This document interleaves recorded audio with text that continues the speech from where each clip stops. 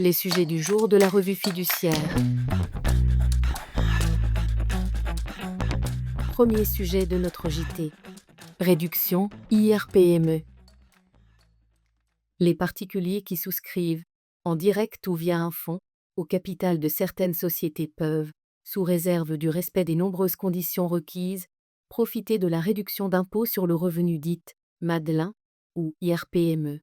Le projet de loi de finances pour 2026 propose une nouvelle fois d'aménager cet avantage fiscal, notamment en concentrant le soutien à l'investissement intermédiaire via les fonds communs de placement dans l'innovation, FCPI, sur le financement en fonds propres des jeunes entreprises innovantes, JEI. Deuxième sujet de notre JT. Garantie légale de conformité, renforcement des informations précontractuelles. Le 25 septembre 2025, la Commission européenne a précisé le contenu de la notice sur la garantie légale de conformité, prévue par la directive Green Claims du 28 février 2024. Pour rappel, cette garantie oblige le vendeur à assurer que le produit vendu correspond bien à sa description et à l'usage attendu, pendant au moins 2 ans. Même si cette obligation existe déjà dans le Code de la consommation dans le cadre des informations précontractuelles, elle reste encore méconnue des consommateurs. C'est pourquoi le législateur européen a décidé de la renforcer. Désormais, le vendeur devra afficher une notice bien visible, en magasin ou sur son site internet, indiquant la durée minimale de conformité de 2 ans pour tous les produits vendus dans l'Union européenne.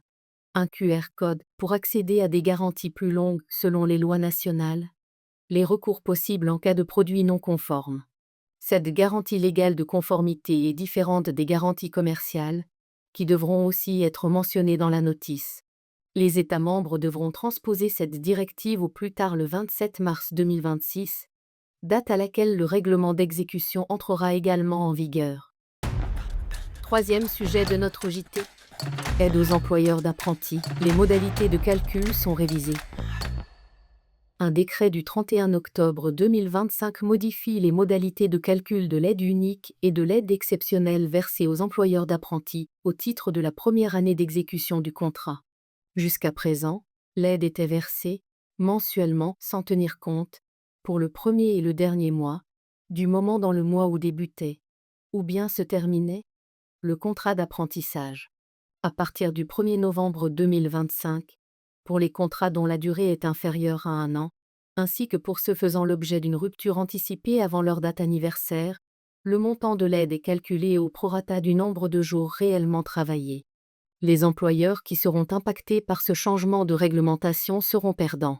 Ces nouvelles mesures s'appliquent dès le 1er novembre 2025 aux contrats d'apprentissage conclus à compter de cette date, ainsi qu'aux contrats en cours à cette date.